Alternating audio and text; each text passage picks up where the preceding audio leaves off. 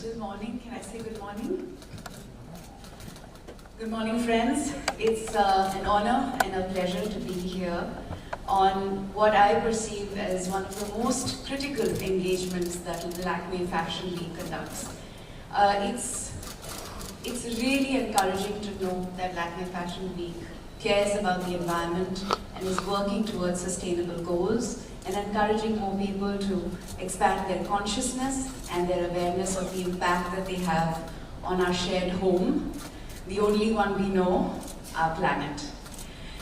I stand before you today to explain a few things that some of the gentlemen have spoken about earlier in the simplest terms possible. We have been hearing these terms repeatedly in the recent past, because if we do not, each one of us, understand what these terms mean, it will be impossible for us to imbibe them and implement them in our lifestyle and in our everyday choices as producers and as consumers. So I hope to be able to explain that to you. But before I go into explaining what circular economy means in simple terms, I want to start with just painting a perspective, a very simple perspective that I share with little children when I do talks with them. So the perspective is this. 2.37% is the geographical landmass of India, our country. It's a very small part of a very beautiful planet. And on this 2.37% lives the world's second largest population. It's a very small land that has a very large number of inhabitants.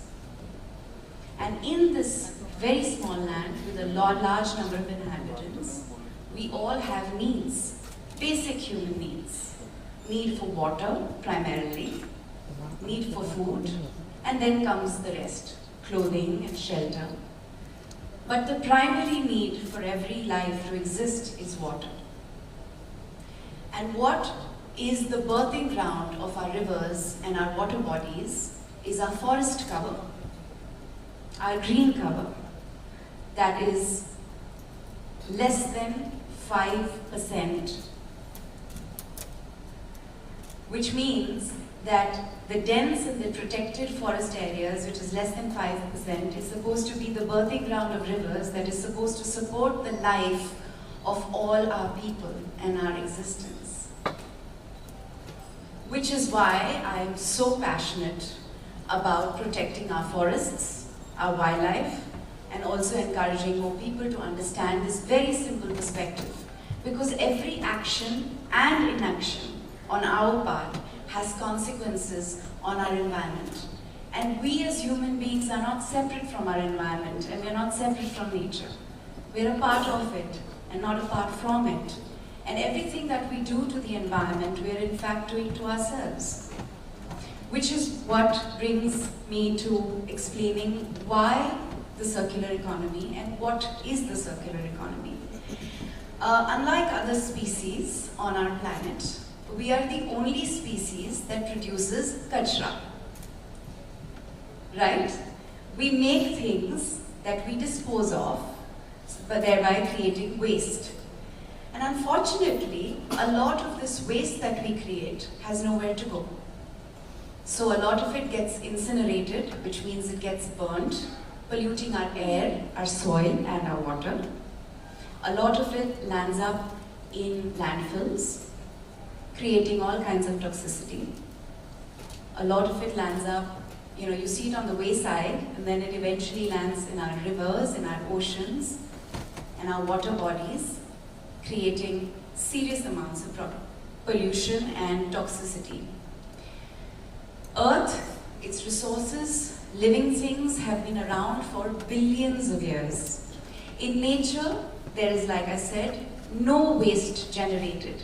And every iota of waste that nature generates produces new life. So what? The bark of the tree, when it falls, it mingles with the soil, it becomes rich nutrients, it feeds new organisms, and new life is born. And then, of course, this grows, It gets consumed or eaten by another living thing and eventually decomposes, and the nutrients return to the soil, making way for new things to come to life. And this way, the cycle of life begins again, hence a cyclical approach. So basically everything in nature that creates waste goes back to giving life and nurturing new births. Therefore, it's a cycle of life. However, as humans, we have adopted a linear approach. We take, we make, and we dispose.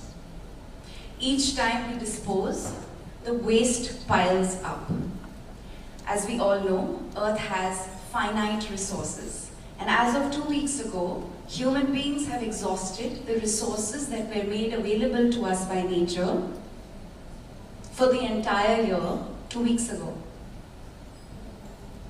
So we've already exhausted what nature provides, like even before the year has ended. As we all know, the Earth has finite resources, and collectively this impacts our resource efficiency and sustainability. In the circular economy approach, each new object is designed for future reuse, and at the end of its life, it becomes a potential resource. Which means if we as individuals, as human beings, can draw our consciousness to the materials that we're using to make the things that we consume, be it the food we eat, or the clothes we wear, or the homes we build, or the cars we use, whatever it is that we're using, can we find a way to use technology, science, innovation, and most importantly, creativity and empathy to make things that have an end life, that don't destroy the life that the Earth provides. We need to redesign our products to ensure that the waste they generate builds capital rather than reduce it.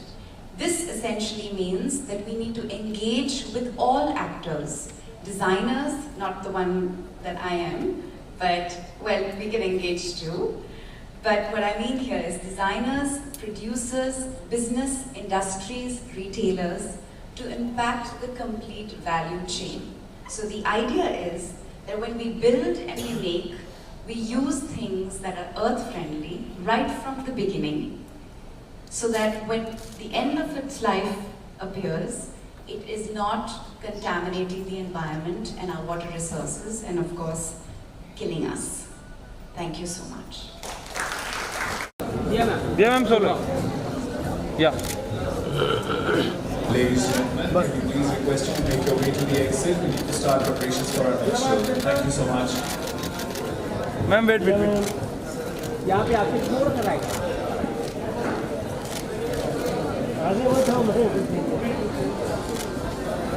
Ma'am sir straight एकदम straight ma'am ma'am लोग क्या या